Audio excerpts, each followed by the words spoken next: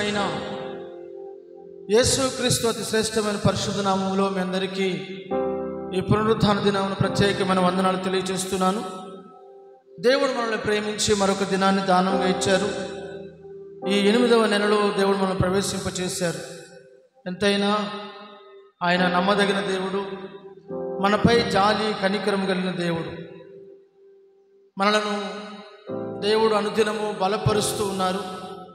దేవుడు మనకు చేసిన మేలులను బట్టి మనం ప్రతిదినము మానక దేవుని స్తుతించాలి, మానక ప్రతిదినము ప్రభుని ఆరాధించాలి, మానక ప్రతిదినము దేవుని సన్నిధిలో కొనియాడాలి. దేవుని మనం ఎంతగా కీర్తిస్తామో, ఎంతగా స్తుతిస్తామో, ఎంతగా ఆరాధిస్తామో, ఎంతగా దేవునికి దగ్గర అవుతామో మన జీవితంలో సమస్యలు మనకు అంత దూరం అవుతాయి. మనము గనుక ఎంతగా దేవునికి దూరంగా ఉంటామో మనల్ని వెంబడించే శోధనలు, వేదనలు, సమస్యలు మనల్ని చుట్టుముట్టి మనల్ని విడిచిపెట్టవు. అవి చీకటిలాగా మనల్ని అలుముకుపోతూ ఉంటాయి. కనుక మనము దేవుని సమీపించి ప్రతిరోజు ప్రార్థన చేయడం ద్వారా ఒక ఉన్నతమైన ఆశీర్వాదాన్ని మనం పొందుకుంటాం. దేవుడి కృప మనకు అనుగ్రహించును గాక. చూడండి, పరిశుద్ధ గ్రంథంలో నుంచి దినవృత్తాంతాల 2వ గ్రంథం 15వ అధ్యాయము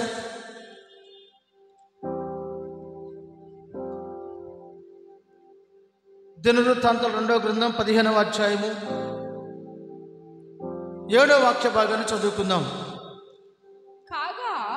కాగా మీరు బలహీనులు కాగా ధైర్యము వహించుడి, మీ కార్యము సఫలమగును. చాలు, చదవండి. లేఖన భాగంలో వారందరూ కూడా, ఇశ్రాయేలు ప్రజలందరూ కూడా నిస్సహాయమైన స్థితిలో ఉన్నారు. సహాయం చేయువారు లేక వారు కృంగిన పరిస్థితిలో ఉన్నప్పుడు ఆసా తన దేవుడని యెహోవాకు మొరపెడుతూ ప్రార్థన చేస్తూ ఉన్నాడు. కనుక దేవా, ఈ విస్తారమైనటువంటి ఈ సైన్యమును శత్రువుల చేతిలో ఓడిపోకుండా మమ్మల్ని కనికరం చూపించి మాకు సహాయం చేయమని వారందరూ కూడా ప్రార్థన చేస్తూ ఉన్నారు. వారందరూ కూడా దేవుని సన్నిధిలో కన్నీరు విడిచి అడుగుతూ ఉండగా దేవాది దేవుడు మాట్లాడుతూ అంటున్నాడు, ఇదిగో మీరు బలహీనులు కాక ధైర్యము వహించుడి, మీ కార్యములు సఫలమగును అని దేవుని వాక్యంలో మనం చదువుతూ ఉన్నాం. అనేక సార్లు మనం బలహీనమవుతూ ఉంటాం. అనేక సార్లు మన పరిస్థితులను బట్టో, మనకున్నటువంటి స్థితిగతులను బట్టో దేవుని సన్నిధికి దూరం అవుతూ ఉంటాం, ప్రార్థనలకు దూరం అవుతూ ఉంటాం. ప్రతిరోజు చేయాల్సిన ప్రార్థనలు చేయకుండా కృంగిపోతూ ఉంటాం. అయితే దేవుని వాక్యం అంటుంది, మీరు బలహీనులు కావద్దు అని దేవుని వాక్యం సెలవిస్తూ ఉంది. మనం ఎప్పుడు కూడా బలహీనులుగా ఉండకూడదు. బలహీనులు అంటే ఏ విషయాల్లో బలహీనులుగా ఉండకూడదని దేవుని వాక్యం సెలవిస్తుందంటే, శారీరకంగా నువ్వు బలహీనంగా ఉన్నా పర్వాలేదు, కానీ ఆత్మీయంగా నువ్వు ఎప్పుడు కూడా బలహీనంగా ఉండకూడదు. ప్రార్థనలో కానీ, వాక్యము ధ్యానించడంలో కానీ, దేవుని ఆరాధించడంలో కానీ, దేవుని స్తుతించడంలో కానీ, దేవుని వెంబడించడంలో కానీ, ఆయన సన్నిధిలో నివసించడంలో కానీ ఎక్కడే కూడా నువ్వు దేవునికి దూరంగా ఉండకూడదు. నీవు ఆత్మలో బలవంతుడుగా ఉండాలి. ప్రియుడా, నీ ఆత్మ వర్ధిల్లుచున్న ప్రకారము నీవు అన్ని విషయంలో సుఖముగా సౌఖ్యముగా వర్ధిల్లుదువు అని దేవుని వాక్యం సెలవిచ్చినట్లుగా నువ్వు ప్రతిరోజు ఆత్మలో బలవంతుడిగా మార్చబడాలి. అందుకే అపోస్తలుడైన పౌలు తిమోతికి రాసిన పత్రికలు అంటున్నాడు, నా కుమారుడు తిమోతి, క్రీస్తు యేసునందున కృపచేత నీవు బలవంతుడు కమ్ము. మనం ప్రతిరోజు కూడా దేవుని కృప పొందినట్లుగా ప్రతిరోజు దేవుని సన్నిధిలో నివసించాలి. ప్రతిరోజు కూడా కృపను మనము పొందుకోవాలి. దేవునికి స్తోత్రం, హల్లెలూయా. ప్రభు యొక్క కృప చేత మనం ఏమవ్వాలి? ఆత్మీయ జీవితంలో బలవంతులుగా మార్చబడాలి. మనం బలహీనులు కాకూడదు. చూడండి, చాలామంది బలహీనులు ఉంటారు. ఆ బలహీనులు ప్రభు యొక్క బలలో చేయి వేస్తూ ఉంటారు. బలహీనులు ఎప్పుడు కూడా ఆత్మీయ జీవితంలో బలహీనులైన వారు, ఆత్మీయ జీవితంలో పరిశుద్ధతలో నిలబడిన వారు, ప్రార్థనా జీవితం లేని వారు, పరిశుద్ధతను కాపాడుకుని వారు, అపవిత్రతలో జీవించేవారు, శరీరాన్ని మాలిన్యము చేసుకునేవారు, విపరీతమైనటువంటి చేష్టలకు లొంగిపోయి బానిసలైపోతున్న దుర్వ్యసనాలకు బానిసలవుతున్న వారు బలలో పాలు పొందకూడదు. వారు ఎవరనగా ఎందుకు పాలు పొందకూడదు అంటే వారు బలహీనులు. వారెవరు? బలహీనులు ప్రభు యొక్క రక్త మాంసాలలో పాలిభాగస్తులు కాకూడదు. ప్రభు యొక్క రక్త మాంసాల్లో చేయి వేయకూడదు.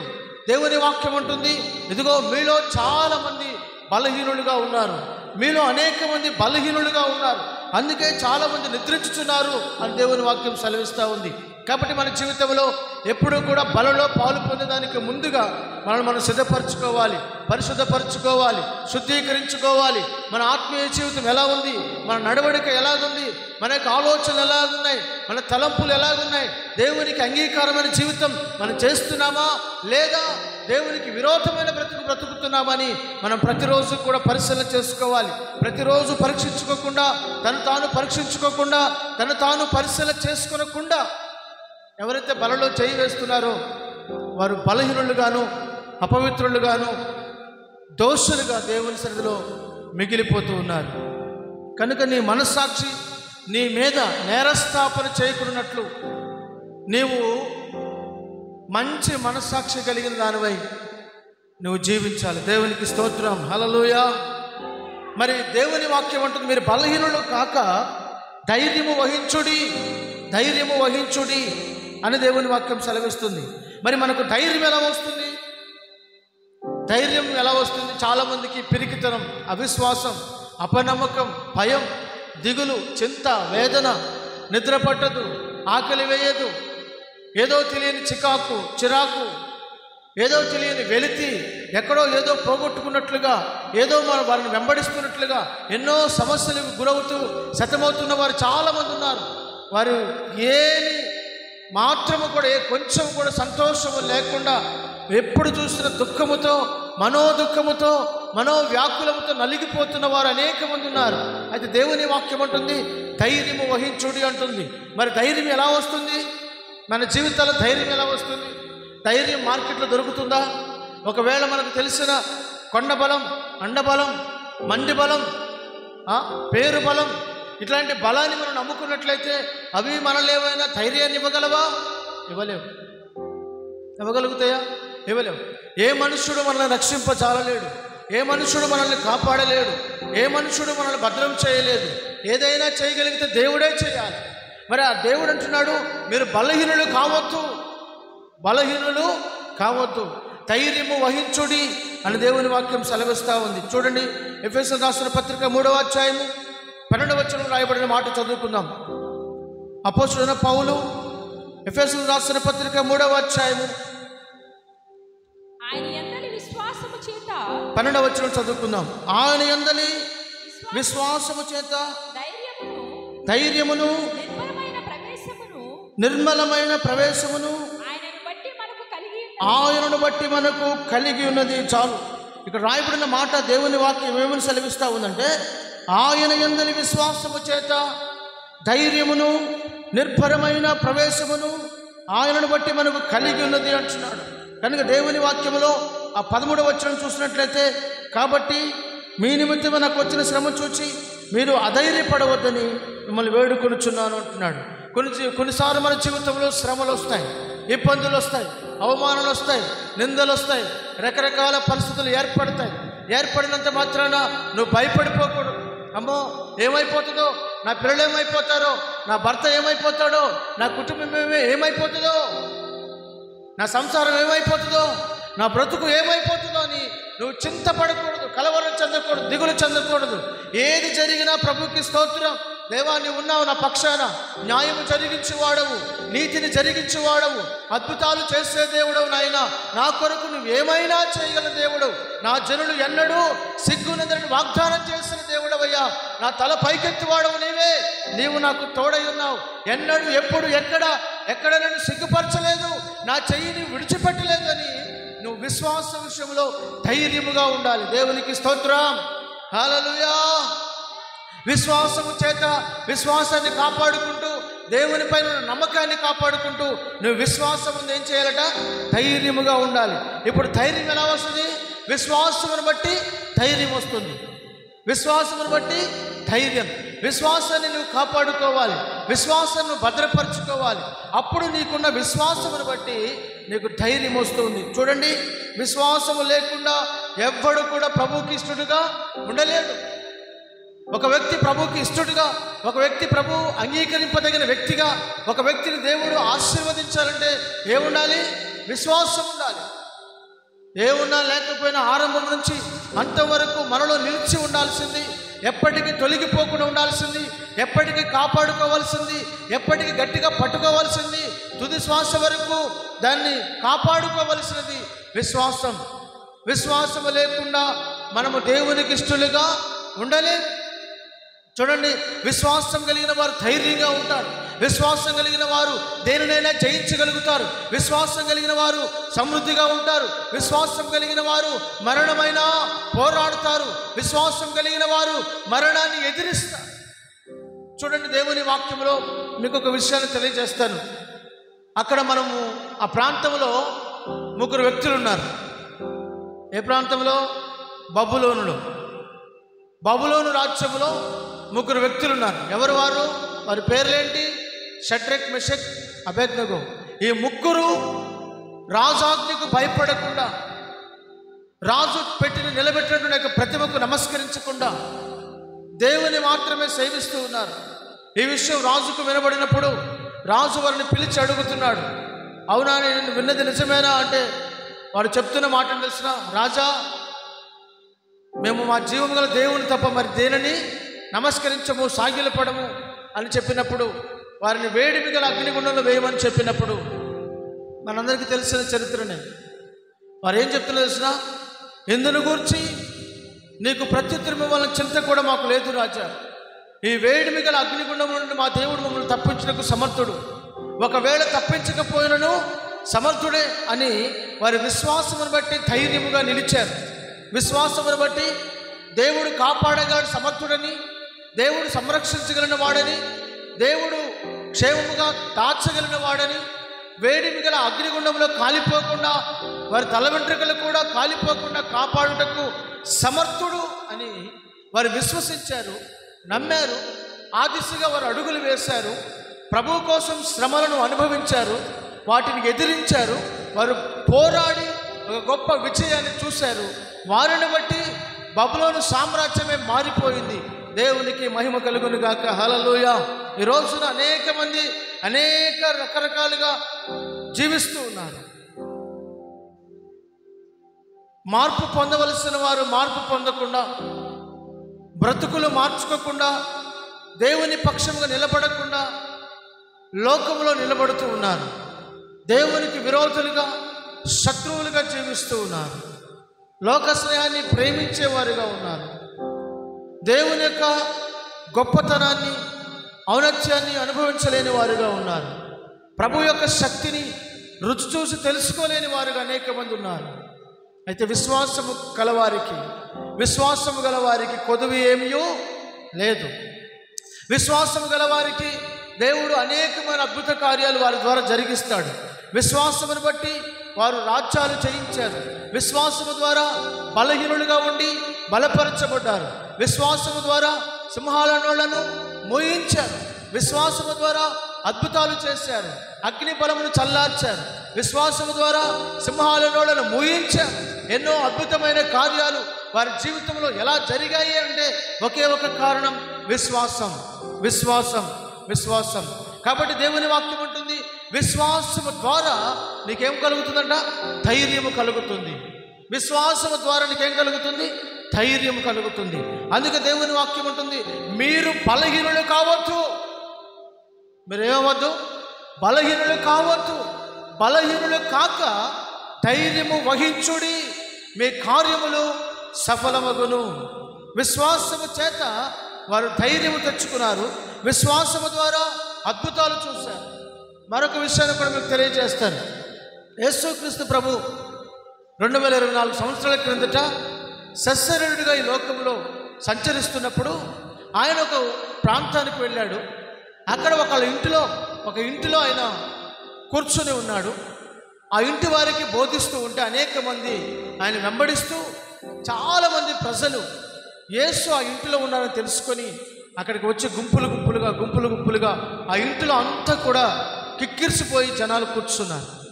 బయట నుండి అంతమంది చాలామంది చుట్టూ కూడా వింటూ ఉన్నారు. ఎక్కడ కొంచెం కూడా ఖాళీ లేదు. ఆ సమయంలో ఒక వ్యక్తికి చాలా పరిస్థితి బాగోలేదు.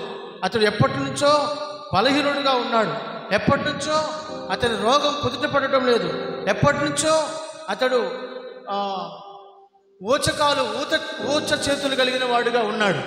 అటువంటి వ్యక్తిని కొందరు మనుషులు ఏమని ఆలోచన చేశారంటే, వారి బంధువులు కావచ్చు, లేకపోతే స్నేహితులు కావచ్చు, వారు ఏమని ఆలోచించారంటే, వీడు ఎన్నో సంవత్సరాల నుంచి ఈ మంచం మీద పడి ఉన్నాడు, వీడు లేవలేడు, కూర్చోలేడు, నడవలేడు, వీడి పరిస్థితి ఏంటో మనకు అర్థం కావడం లేదు. వీడిని కనుక యేసు ప్రభు దగ్గర తీసుకుని వెళితే ఆయన వీడిని స్వస్థపరుస్తాడు, వీడిని బాగు చేస్తాడు, వీడి బ్రతుకు బాగుపడుతుంది అని ఆలోచన చేసి కొందరు మనుషులు మంచం మీద ఉన్న మనిషిని ఉన్న పాటున మంచంతోనే ఎత్తుకుని వచ్చారు. ఎలా ఎత్తుకొచ్చారు? మంచంతో పాటే మనిషిని ఎత్తుకొని వచ్చారు. ఎత్తుకొని వచ్చిన తర్వాత అక్కడికి వచ్చి చూసేసరికి అక్కడంతా కూడా ఖాళీ లేదు. ఆ సమయం వారికి వచ్చిన ఆలోచన ఏంటంటే, ఆ ఇంటి గల యజమానిని పిలిచి, అయ్యా మా పరిస్థితి ఇది, దయచేసి అర్థం చేసుకో అని ఏం మాట్లాడుకున్నారో ఏమో. ఆ ఇంటి పైకి ఎక్కారు. 4 మనుషులు ఇంటి పైకి ఎక్కి, ఇంటి పైన యేసుక్రీస్తు ప్రభు ఆ ఇంటిలో ఉన్నాడు కదా, ఆ ఇంటి పైన ఉన్న కప్పును ఓడదీసేశారు. ఆ కప్పును తీసేసి మంచంతోనే ఆ మనిషిని అలాగూ తాళ్లతో కిందకి దించారు. యేసు ప్రభు ఎదుటికి దించారు. దించిన వెంటనే యేసు ప్రభు వారి విశ్వాసమును చూచి, ఎవరి విశ్వాసం? మంచం మీద ఉన్నవాడి విశ్వాసం కాదు, తీసుకొని మోసుకుని వచ్చినటువంటి వారి విశ్వాసమును చూచి యేసు ప్రభు చెప్తున్న మాట మత్తయి సువార్త 9వ అధ్యాయము 2వ వచనం. ఆయన వారి విశ్వాసమును చూచి మనుషుడా నీ పాపములు క్షమించబడి ఉన్నవని అతనితో చెప్పాను. యేసు వారి విశ్వాసమును చూచాడు. యేసు వారి విశ్వాసమును చూచి, కుమారుడా ధైర్యముగా ఉండుము అని మంచం మీద పరునున్న వ్యక్తితో చెప్తున్నాడు. ఆ తర్వాత అంటున్నాడు, నీ పాపములు క్షమించబడి ఉన్నవి అని అతనితో చెప్తున్నాడు. 2 మాటలు అతనితో చెప్పాడు. ఒకటి, వారి విశ్వాసాన్ని చూశాడు, తీసుకొచ్చిన వారి విశ్వాసాన్ని చూశాడు.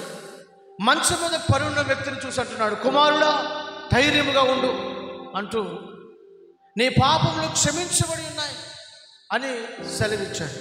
అంటే పాపము చేతనే అతనికి ధైర్యం చెడిపోయింది. పాపము చేతనే అతను ఆ స్థితిలో ఉన్నాడు, కృంగిన స్థితిలో, బలహీన స్థితిలో ఉన్నాడు. ఈరోజు అనేక మంది వారికి ఇష్టం వచ్చినటువంటి పాపాలు చేసి, పాపాలు మూటగట్టుకొని అనేకమైనటువంటి భయంకరమైనటువంటి మనుషులు చంపి, నరహత్యలు చేసి, దొంగతనాలు చేసి, వ్యభిచారము చేసి, బూతులు మాట్లాడి, అడ్డదారులు తిరిగి, రకరకాలుగా నాశనము చేసి, రకరకాలుగా సంపాదించుకొని క్షేమము లేక, సమాధానము లేక, నెమ్మది లేక, భద్రత లేక పడి ఉన్నారు అనేక మంది. వారి జీవితంలో ఎన్నో సమస్యలతో నలిగిపోతూ ఉన్నారు, చితికిపోతూ ఉన్నారు. కన్నీరే వారికి అన్నపానాలుగా భుజిస్తూ ఉన్నారు. కారణం తెలిసిన వారి పాపములు, వారి అపరాధములు, వారి దోషములు వారిని నలుగగొడుతున్నాయి. దేవుని వాక్యం అంటుంది, ఇదిగో వారి పాపమును బట్టి వారు నలుగగొట్టబడుతూ ఉన్నారు, వారి యొక్క అపరాధమును బట్టి వారు శిక్షించబడుతున్నారు. నడినెత్తి మొదలుకొని అరికాలు వరకు కూడా స్వస్థత కొంచెమనను లేక, నెమ్మది లేక, ఏ సంతోషము లేక, నిలువెల్ల గాయాలతో ఉన్న వ్యక్తి వలె వారు బాధను అనుభవిస్తూ ఉన్నారు. అందుకని దేవుని వాక్యం అంటుంది, నీ పాపమును బట్టి నీలో ఉన్న ధైర్యాన్ని కోల్పోతున్నావేమో, నీలో ఉన్న ధైర్యాన్ని కోల్పోతున్నావేమో. ధైర్యం చెడిపోవడానికి, ధైర్యం తొలగిపోవడానికి కారణం పాపం. అందుకని నువ్వు పాపమును విడిచిపెట్టు, ధైర్యముగా ప్రభువుని వెంబడించు, విశ్వాసముందు నిలిచి ఉండు. విశ్వాసము చేతనే దేవుడు గొప్ప కార్యాలు చేస్తాడు. ఒక తల్లి తన కుమార్తెకు బాగోలేదు. తన కుమార్తెకు బాగోకపోతే చాలా బాధపడుతూ అనేక స్థలాలకు తిప్పింది. కానీ తన కుమార్తెను ఎక్కడ చూపించినా, ఎంత దూర ప్రాంతం తీసుకుని వెళ్ళినా, ఎక్కడెక్కడో తెలిసిన చోటకెల్లా తీసుకుని వెళ్ళినా ఆ కుమార్తెకు పట్టిన దెయ్యం వదిలిపోవడం లేదు. వదిలిపోకపోతుంటే యేసు ప్రభువుని గురించి ఆమె విని ప్రభు దగ్గరికి వచ్చింది.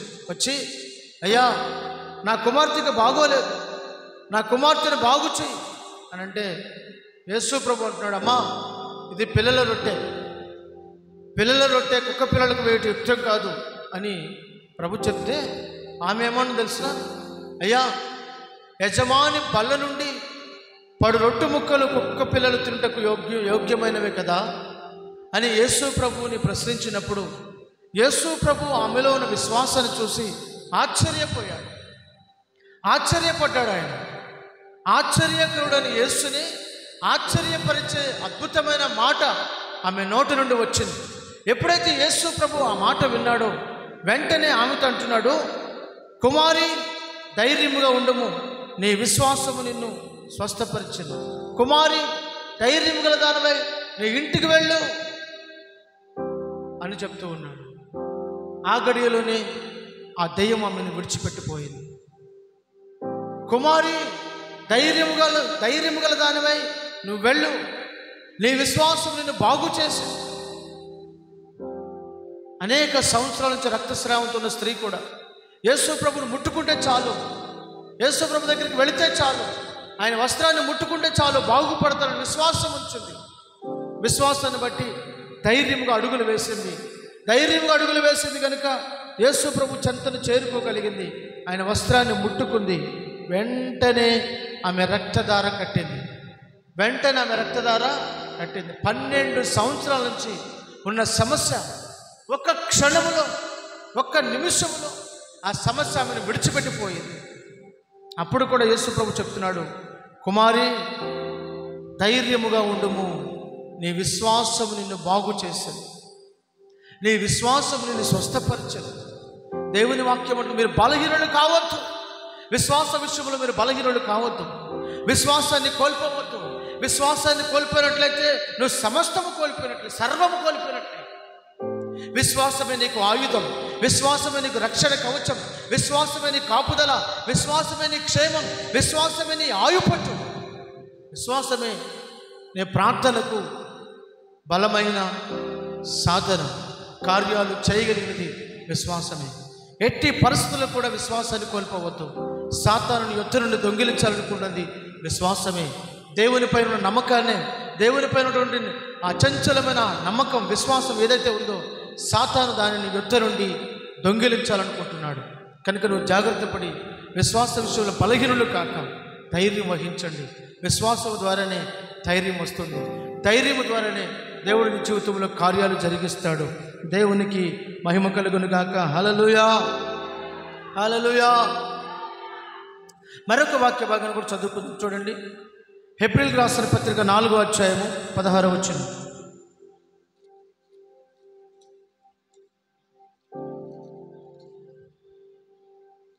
హెబ్రీయులకు రాసిన పత్రిక 4వ అధ్యాయము 16వ వచనం. కనుక మనము కనికరింపబడి సమయోచితమైన సహాయము కొరకు కృప పొందినట్లు ధైర్యముతో కృపాసనమునొద్దకు చేరుదుము.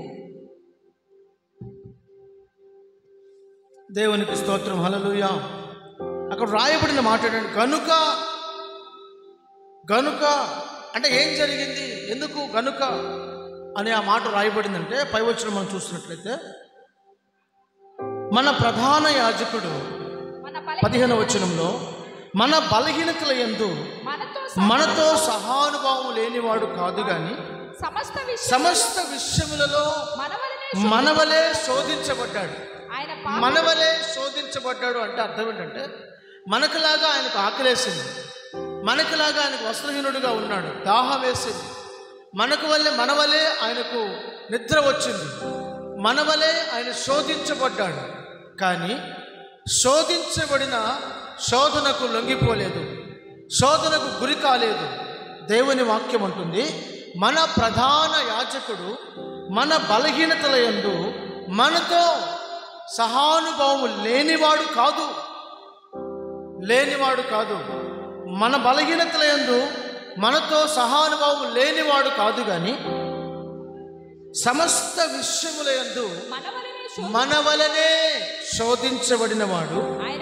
ఆయన పాపము చేయలేదు, ఆయన పాపము లేనివాడుగా ఉండెను గనుక మనము కనికరించబడుతున్నాం. ఆయన పాపము చేయలేదు, పాపము లేనివాడుగా ఆయన ఉన్నాడు కనుక పాపము చెయ్యనివాడు, పాపములో పాలు పొందనివాడు, పాపము అంటనివాడు, పాపులలో చేరక ప్రత్యేకంగా ఉన్నవాడు ఈయన మనకు ప్రధాన యాజకుడు.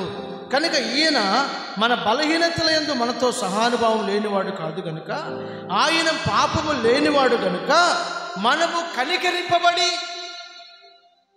కనికరింపబడి సమయోచితమైన సహాయం కొరకు కృప పొందినట్లుగా మనం కృపాసనమునకు చేరుదుము.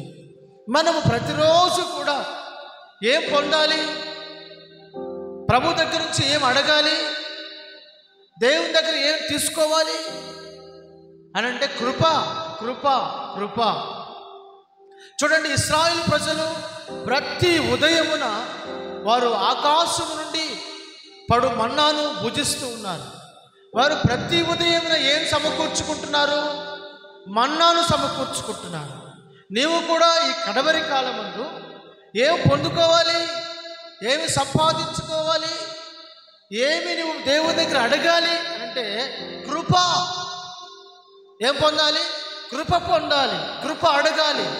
కృప అంటే అర్థం ఏంటి? దేవుని దయ, దేవుని వాత్సల్యం, దేవుని కరుణ, దేవుని కటాక్షం, దేవుని కనికరం, దేవుని ప్రేమ, అవన్నీ కూడా కృప కిందకే వస్తాయి. నీవు ప్రతిరోజు కూడా దేవుని దగ్గర అడగాల్సింది తెలుసా? ప్రభువా, ఈ దినమునకు సరిపోయిన కృప, ఈ దినమును జయించగల కృప, ఈ దినమును నాకేం కావాలో నీకు తెలుసు, నన్ను సమృద్ధి అయిన కృపతో నింపు. నాకు నా జీవితంలో ఎక్కడ కూడా ఏ విషయంలో కూడా ఎన్నడూ కూడా కృప తక్కువ చేయదయ్యా. నీ కృప సమృద్ధితో నన్ను నడిపించమని నీవు దేవుణ్ణి అడగాలి. దేవునికి స్తోత్రం, హల్లెలూయా. కృప నీ జీవితంలో ఏం చేస్తుంది తెలుసునా? మారా అనుభవాలన్నీ మధురముగా మారుస్తుంది. మారా అనుభవాలన్నీ మధురముగా మారుస్తుంది. మారా అంటే అర్థం ఏంటి? చేదు. మారా అంటే అర్థం ఏంటి? చేదు.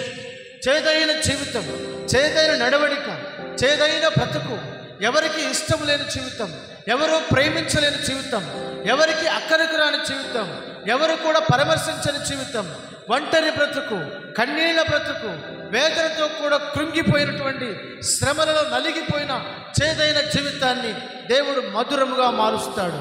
మారా అనుభవాన్ని దేవుడు మధురముగా మార్చాలంటే నీవు కృప పొందినట్లుగా ప్రతిరోజు కూడా కృపాసనం వద్దకు చేరుకోవాలి. దేవుని వాక్యములు దైవజనులు ఒక మంచి పాట రాశాడు. కృప వెంబడి కృప పొందగా మారాను మధురముగా నే పొందగా. కృప వెంబడి కృప పొందగా మారాను మధురముగా నే పొందగా. నాలోన ఏ మంచి చూసావయ్యా, నీ ప్రేమ చూపితివి నా యేసయ్యా. నాలోన ఏ మంచి చూసావయ్యా, నీ ప్రేమ చూపితివి నా యేసయ్యా. అతి పరిశుద్ధుడా స్తుతి నైవేద్యము నీకే అర్పించి కీర్తింతును. నీవు నా పక్షమై నన్ను దీవించగా, నీవు నా తోడువై జీవింతును నీ కోసమే. ఆశ్రయమైన నా యేసయ్యా. హల్లెలూయా. కృప వెంబడి కృపను నేను పొందగా మారా అనుభవాలు ఏమైనాట మధురముగా మార్చబడ్డాయి. నీ జీవితంలో ప్రతిరోజు దేవుని కృప కోసం అడుగుతున్నావా? దేవుని కృప కోసం కనిపెట్టగలుగుతున్నావా? దేవుని కృప కోసం కనికరం పొందినట్లుగా కృపాసన్నతకు చేరగలుగుతున్నావా? కృప నిన్ను ఉన్నతమైన స్థితిలో నిలబెడుతుంది. కృప వలనే సింహాసనము స్థిరపరచబడుతుంది. కృప పొందిన వారే నిత్య సీయోనులో కనబడతారు. కృప పొందిన వారే దేవుని రాజ్యములో నివసించగలరు. కృప లేకుండా కృప పొందకుండా నీ జీవితం ఎన్నడూ కూడా ఆశీర్వాదకరంగా ఉండదు. చూడండి, కృప పొందిన వారిని దేవుని కనుదృష్టిలో వారు నిత్యము నిలిచి ఉంటారు. దేవుని కనుచూపుల పరిధిలో వారు నిలిచి ఉంటారు. కంచెగల తోటలో దేవుడు తన కనికరముతో కృప వారి మీద ఉంచి కృపా కిరణములు వారిపై ఉదయింపచేసి వారిని కాపాడుతూ ఉంటాడు. అందుకే మనం ప్రతిరోజు కూడా బలహీనులు కాక సమయోచితమైన సహాయం కొరకు, వాస్తవానికి మనం బలహీనులం, మనం మట్టివారం, మనం బలహీనులం, మనం పరిశుద్ధంగా జీవించాలి అనుకుంటాం కానీ జీవించలేము. అయితే మనకు కృప అవసరం. ఆ కృప మనల్ని ఏం చేస్తుందంటే బలవంతులుగా చేస్తుంది. అందుకనే తిమోతితో తెలియజేస్తున్నాడు, నా కుమారుడా తిమోతి, క్రీస్తు యేసునందున కృప చేత నీవు బలవంతుడవు కమ్ము. క్రీస్తులో ఏముంది అంటే కృపా సమృద్ధి ఉంది, కృపాక్షేమములు ఉన్నాయి. కృపాక్షేమములు, కృపా సమృద్ధి మన కొరకు ఆయన దాచి ఉంచాడు. కనుక ఆయన యందు భయభక్తులు గల వారి కొరకు ఆయన దాచి ఉంచిన మేలు ఎంతో గొప్పది. ఏంటి ఆ మేలు అంటే కృప. చాలామంది కృప అని పేరు పెట్టుకుంటారు కానీ వాళ్ళ జీవితంలో కొంచెం కూడా కృప ఉండదండి. కృప ఉండదు. మహిమ అని పేరు పెట్టుకుంటారా? దేవుని మహిమ కొంచెం కూడా ఉండదు. సమాధానం అని పేరు పెట్టుకుంటారా? సమాధానం ఉండదు. శాంతమ్మ అని పేరు ఉంటుందా? వారి జీవితంలో శాంతం ఉండదు. పేరుకు తగిన జీవితం కాక వేరొక జీవితం వారిలో ఉంటుంది. కానీ నా దేవుని చెంతకు నువ్వు చేరి ఆయన కృపాసనకు నువ్వు ప్రతిరోజు రాగలిగితే, ప్రతిరోజు నువ్వు కృపాసనకు మాటి మాటికి నువ్వు రావాలి. మాటి మాటికి కృపాసనను చేరాలి. మాటి మాటికి దేవుని కృపను అడగాలి. మాటి మాటికి నువ్వు దేవుని సన్నిధిలో కృపను ప్రభువా, కృపనివు ప్రభువా, కృప అనుగ్రహించమని ప్రార్థన చేసుకోవాలి. దేవునికి స్తోత్రం, హల్లెలూయా. ఒక యవనస్తుడు దేవుని మందిరానికి కొత్తగా వస్తున్నాడు. ఆ యవనస్తుడు, ప్రభువా నాకు కృప ఇవ్వు నాయనా, కృప కావాలయ్యా, కృప అని అడుగుతున్నాడట. దైవజనుడు అనుకున్నాడట, అబ్బో ఈ యవనస్తుడు ఎంత ప్రార్థనా పరుడో, కృప కోసం ఎంత అడుగుతున్నాడు దేవుణ్ణి. నిజంగా ఇటువంటి యవనస్తులు సంఘములు అవసరం. కృప కోసం ఎంతగా వేడుకుంటున్నాడు, కృప కోసం ఎంత ప్రార్థన చేస్తున్నాడు. ఇటువంటి యవనస్తులు సంఘములో కావాలి అని అనుకున్నాడు దైవజనుడు. కొన్ని రోజుల తర్వాత మందిరానికి రావడం మానేశాడంట. అప్పుడు పాస్టర్ గారు అడిగాడంట, ఏంటయ్యా దేవుని మందిరానికి రావడం మానేసేవేంటి అని అంటే, కృప వెళ్ళిపోయిందిగా అన్నాడంట. కృప పోయిందిగా అన్నాడంట. కృప పోయిందిగా అన్నాడంట. ఏ కృప పోవడం ఏంటంటే ఆ కృపకు పెళ్ళి అయిపోయిందిగా అన్నాడంట. అర్థమైందా? ఆ కృపకి పెళ్ళి అయిపోయిందిగా అన్నాడంట. అంటే వీడు దేనికి వచ్చాడు? కృప అనే అమ్మాయికి పేరు కలిగిన అమ్మాయిని ప్రేమించడానికి మందిరానికి వచ్చాడు.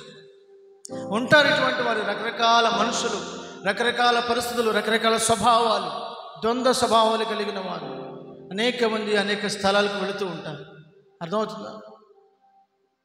కృప వెళ్ళిపోయింది కాబట్టి, కృప తొలగిపోయింది, నాకు ఇంకా కృప అవసరం లేదు, మందిరం అవసరం లేదు అన్నాడట. కనుక మీ జీవితంలో కూడా అటువంటి కృప కోసం మీరు ఏమైనా ట్రై చేస్తున్నారా? కనుక అటువంటి కృప కొరకు మీరు ట్రై చేయక నిజమైన దేవుని కృపను మీరు పొందండి. నిజమైన దేవుని కృప చేత మీరు బలవంతులుగా మార్చబడండి. నిజమైన కృప మిమ్మల్ని శోధనను తప్పిస్తుంది. నిజమైన కృప మిమ్మల్ని వేదనకరమైన బ్రతుకులను తప్పిస్తుంది. నిజమైన కృప. మీరు ఎప్పుడైతే దేవుని కృపను పొందుతారో మీరు శోధనలో ఒక జయ జీవితాన్ని మీరు చేయగలుగుతారు. దేవునికి స్తోత్రం. హల్లెలూయా, హల్లెలూయా. కనుక కృప పొందినట్లుగా మనం ప్రతిరోజు కూడా ఏం చేయాలంట? కృపాసనం వద్దకు చేరుదుము. మన ప్రభువు ఎవరు అనంటే కృపాసనము పై కూర్చున్నవాడు, స్తుతుల సింహాసనాసీనుడు, కృపా సింహాసనం పైన ఆసీనుడై ఉన్నాడు. ఎవరు ఆయన దగ్గరికి వచ్చి ప్రతిరోజు కూడా ఆ సింహాసనం దగ్గర కూర్చొని ఆయన సింహాసనం మీద వేడుకుంటున్నారు, వారికి దేవుడు సమృద్ధిగా కృపను ఇస్తాడు. సమృద్ధిగా దేవుడు వారిని తృప్తిపరుస్తాడు. చూడండి, దేవుని పిల్లలు దేవుని దగ్గరికి వచ్చి అడిగితేనంట దేవుడు ధారాళంగా ఇస్తాడంట. ఎలా ఇస్తాడు? ధారాళంగా, సమృద్ధిగా, సమృద్ధిగా, సమృద్ధిగా. ఎంత సమృద్ధిగా దేవుడు ఇస్తాడంటే సముద్రమంత సమృద్ధిగా. ఎంత సమృద్ధిగా? సముద్రమంత సమృద్ధిగా. ఆయన పిల్లలకు ఆయన సముద్రమంత సమృద్ధితో నింపుతాడంట. ఎందుకు అనంటే వారు ప్రతిరోజు దేవుణ్ణి అడుగుతున్నారు, ప్రతిరోజు దేవుని పాదాలు పట్టుకుంటున్నారు, ప్రతిరోజు దేవుని దగ్గర నుంచి ఏం పొందుకుంటున్నారు? కృప పొందుకుంటున్నారు. కొంతమందికి పొద్దున్న లేచిన తర్వాత ప్రభువా కృప, ఈ దినమును జయించగల కృప నీవు నాయనా, ఈ దినమును ప్రభువా ఆశీర్వాదకరంగా ముగించగల కృప నీవు ప్రభువా, నా పిల్లల జీవితాల్లో నీ కృప తక్కువ చేయదయ్యా, నీ కాపుదల తక్కువ చేయదయ్యా అని ప్రార్థన చేయరు. ఇవేమి ఉండవు. ఇక లెగిసి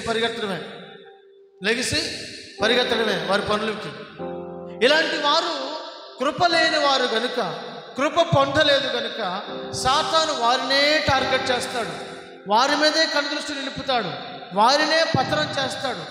వారిని పతనం చేయడం ద్వారా దేవునికి అవమానం తీసుకురావడానికి వారిని గురి పెడతాడు. కనుక నీవు మనోనేత్రములు తెరవబడిన వ్యక్తివై, గ్రహింపగలిగిన వ్యక్తివై, కృప కోసం ప్రతిరోజు నువ్వు ఏం చేయాలి? దేవుని సన్నిధిలో అడగాలి. ప్రభువా నా బిడ్డలకు నువ్వు కృప అనుగ్రహించు, నా జీవితంలో కృప అనుగ్రహించమని ప్రార్థన చేసుకోవాలి.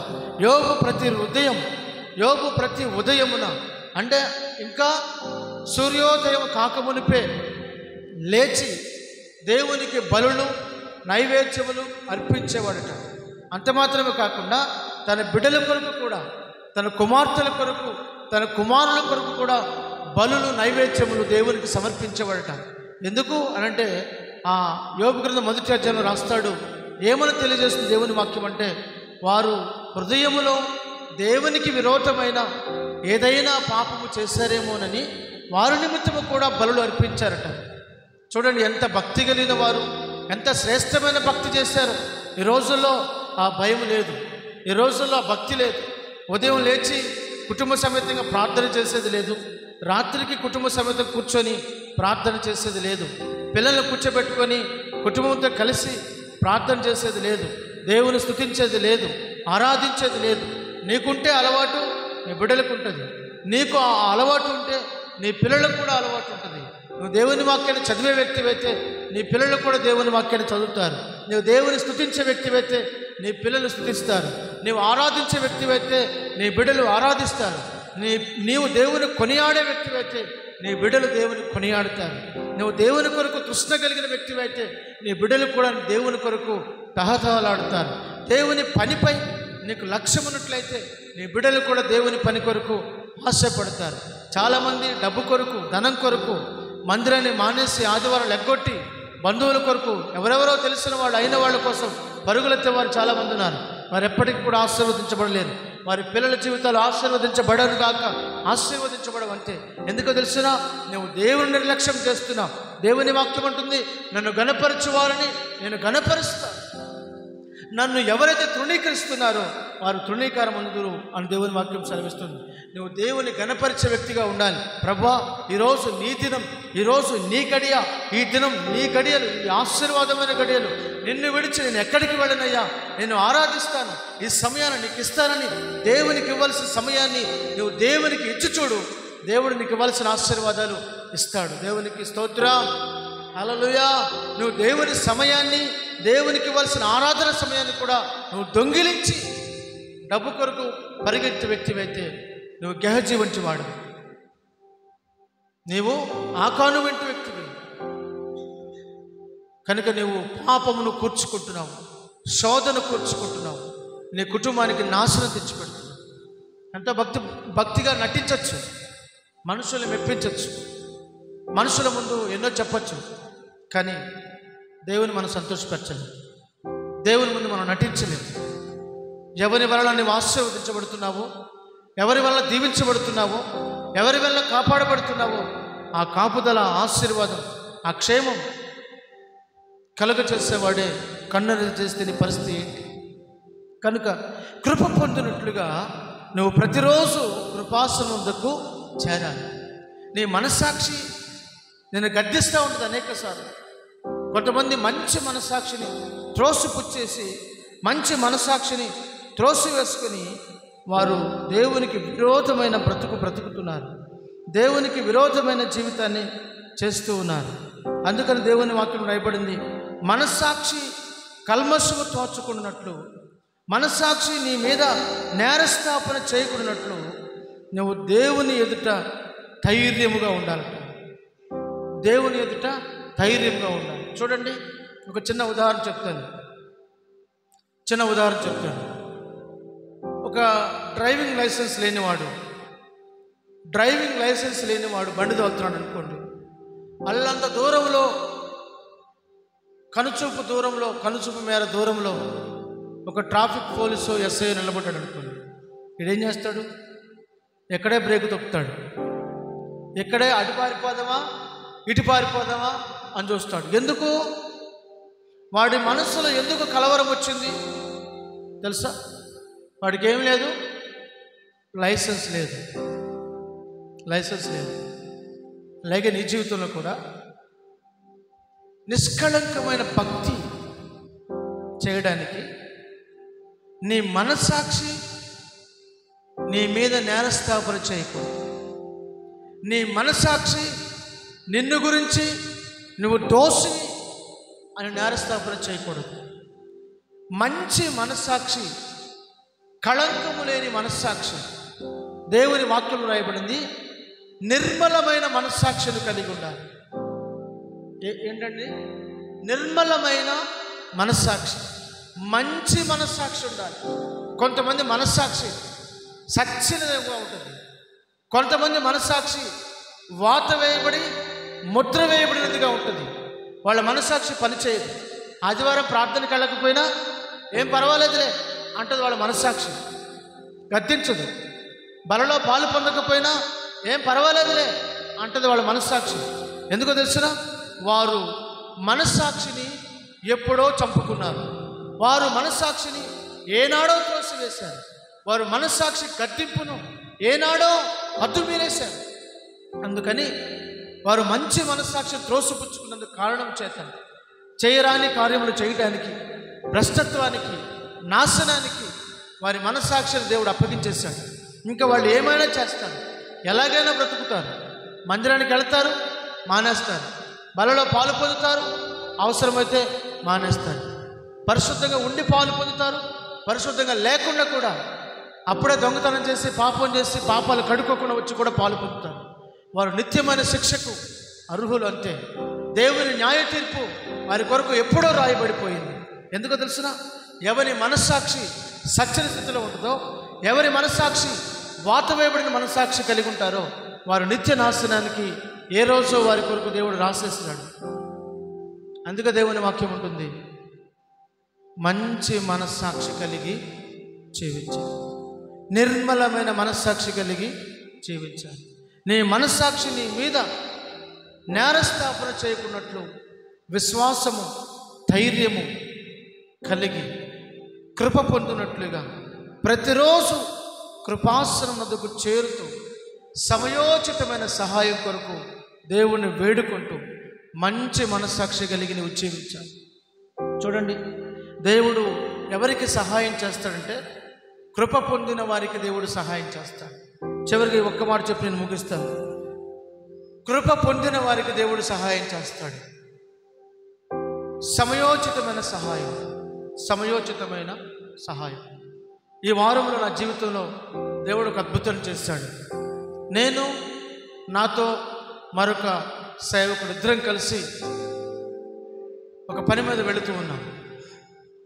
మా చేతిలో డబ్బులు లేవు, ఇద్దరి దగ్గర డబ్బులు లేవు. బండిలో పెట్రోల్ కొంచెమే ఉంది. అయినా దేవుని స్తుతిస్తూ విశ్వాసంతో సాగిపోతున్నాం.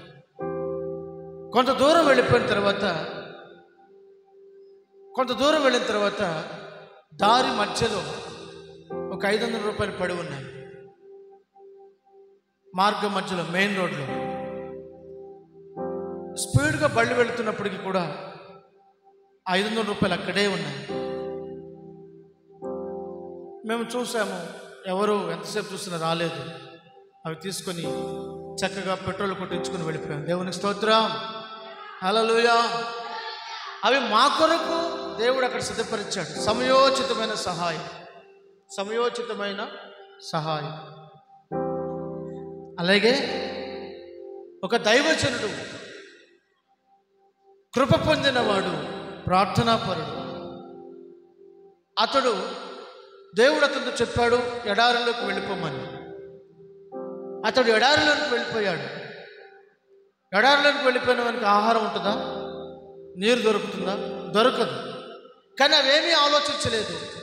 దేవుడు చెప్పాడు, వెళ్ళాడు, అక్కడ ఉన్నాడు. అయితే దేవుడు అతని కోసం ఎటువంటి భోజనాన్ని సిద్ధపరచాడు తెలుసా? రాజులు తినే ఆహారాన్ని, రాజభోజనాన్ని దేవుడు అతని కొరకు సిద్ధపరిచాడు. ఒక మంచినీటి వాగు, కెరీతు వాగును దేవుడు అతని కొరకు దాహం తీర్చడానికి సిద్ధపరిచాడు. కాకులు ప్రతిరోజు కూడా అతనికి ఏం తీసుకొస్తున్నాయి?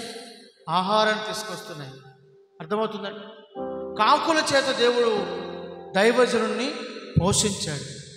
అంటే అర్థం ఏంటంటే, నీవు దేవుని నమ్మి దేవుని యందు విశ్వాసం కలిగి బలహీనులు కాక ధైర్యముగా నువ్వు జీవించగలిగినట్లయితే నీకు ఎప్పుడు ఏమి అవసరమో నా దేవుడు చూడండి. ఆకాశ పక్షులు చూడండి, అవి విత్తవు, కోయవు, కొట్లలో కూర్చుకునవు.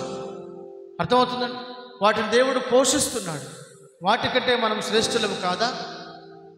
అడవి పువ్వులను చూడండి, ఎంత చక్కని అందమైన అలంకారం కలిగి నివసిస్తాయో, ఉదయకాలం వికసిస్తాయో.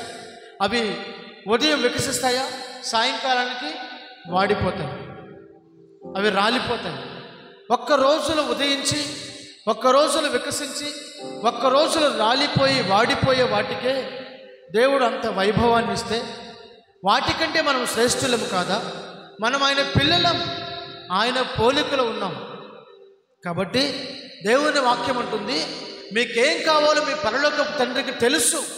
అయితే మీరు సమయోచితమైన కృప పొందినట్లు, సమయోచితమైన సహాయం కోసం మీరు దేవుని సన్నిధిలో కనిపెట్టుకొని ప్రార్థన చేయాలి. ఒక దైవజనుడు సువార్త నిమిత్తం ఒక ప్రాంతానికి వెళ్ళవలసి ఉన్నదట. అయితే ఆ దైవజనుడు సిద్ధపడ్డాడు, కానీ అతని చేతిలో డబ్బులు లేవు, ప్రయాణం కావలసిన ఖర్చు లేదు. దేవుడు అతనితో మాట్లాడుతున్నాడు, నువ్వు వెళ్ళిపో, నువ్వు రైల్వే స్టేషన్కి వెళ్ళమని చెప్పాడట. అతను నడుచుకుంటూ రైల్వే స్టేషన్కి వెళ్ళిపోయాడు. రైల్వే స్టేషన్కి వెళ్ళిపోయిన తర్వాత లైన్లో నిలబడమని దేవుడు చెప్పాడు. లైన్లో నిలబడ్డాడట దైవజనుడు.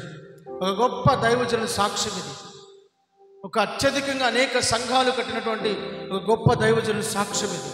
అయితే ఆ దైవజనుడు వెళ్ళి లైన్లో నిలబడ్డాడు. తన ముందు ముగ్గురు ఉన్నారు, టికెట్లు తీసుకుంటూ ఉన్నారు. వారి తర్వాత మూడో వ్యక్తి ఈయన. అయితే ఇతడు ఇంకా లైన్లో నిలబడే ఉన్నాడట. మొదటి వ్యక్తి టికెట్ తీసుకొని పక్కకు వచ్చాడు, రెండో వ్యక్తి కూడా తీసుకొని పక్కకు రాబోతున్నాడు. ఇక మూడవదికి ఇతడు ఉన్నాడు.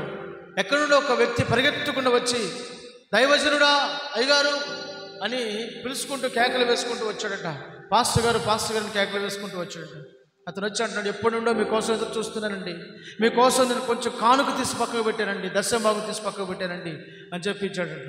వెంటనే ఇటు తీసుకున్నాడు, ఇటు కౌంటర్లో ఇచ్చాడు. దేవునికి స్తోత్రం, హల్లెలూయా. సమయోచితమైన సహాయం. ఇంకా మిగతా చిల్లరు, తను పోవడానికి రావడానికి కూడా సరిపడే చిల్లరు దేవుడు అతనికి ఆ రోజు సమకూర్చాడు. దేవుడు ఆయన జనులను ఎన్నడూ కూడా సిగ్గుపరచడు. నా జనులు ఎన్నటికీ సిగ్గునందరు అని దేవుడు వాగ్దానం చేశాడు. నిన్ను ఎట్టి పరిస్థితుల్లో కూడా, ఎప్పుడు కూడా, ఎక్కడ కూడా దేవుడు నిన్ను సిగ్గుపరచడు. సమయోచితమైన సహాయం. కృప పొందినట్లుగా నువ్వు ప్రతిరోజు ప్రభు పాదాల చెంతకు చేరాలి.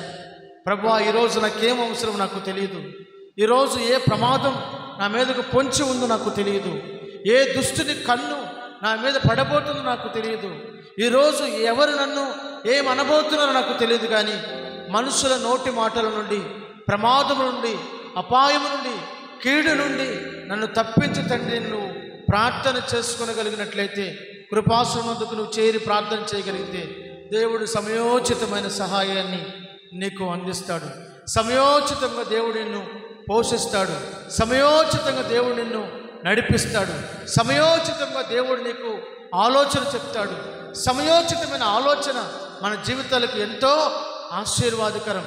కొన్నిసార్లు సడన్గా నిర్ణయాలు తీసుకోవాల్సి వస్తుంది. ఏ నిర్ణయం తీసుకోవాలో మనకు అర్థం కాదు. కానీ నువ్వు కృపాసనం ముందుకు చేరిన వ్యక్తివైతే, కృపాసనం వద్ద గడుపుతున్న వ్యక్తివైతే దేవుడు నీకు సమయోచితమైన ఆలోచనను ఇస్తాడు, సమయోచితమైన సహాయాన్ని చేస్తాడు. కొన్నిసార్లు ఏం చెప్పాలో మనకు తెలియదు. ఆ సమయంలో దేవుడు నీకు సమయోచితమైన ఆలోచన చెప్తాడు.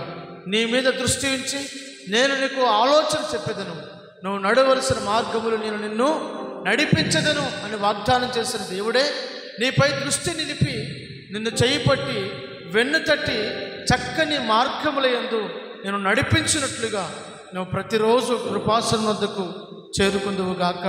అట్టి కృప దేవుడు మనకు అనుగ్రహించును గాక. దయచేసి అందరూ మోకరించండి, ప్రార్థన చేసుకుందాం.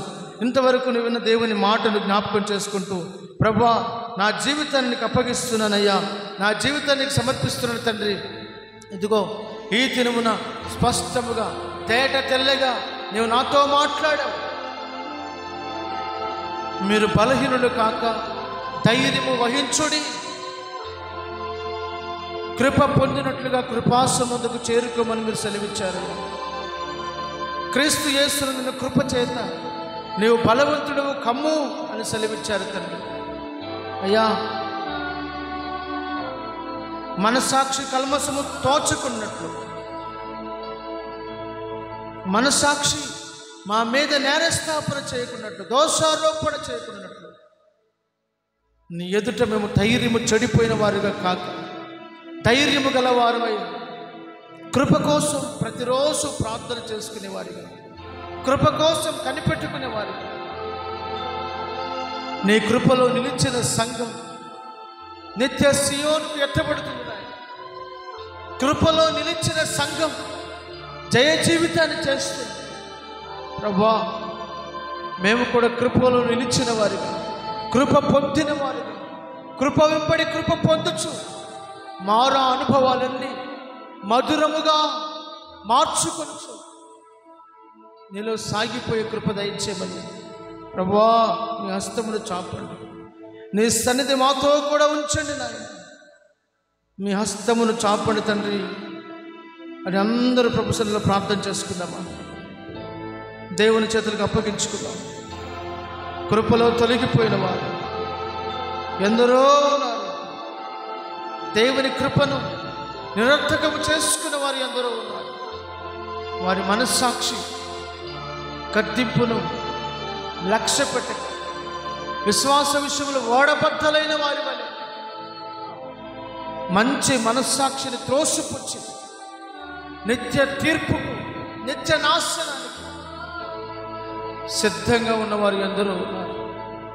వారి గుంపులో నువ్వు చేరక, వారి వలె నీవు ఉండక ప్రభు సన్నిధిలో ప్రార్థన చేసుకుని, ప్రభువా నన్ను కనికరించమని ప్రార్థన చేసుకున్నాం.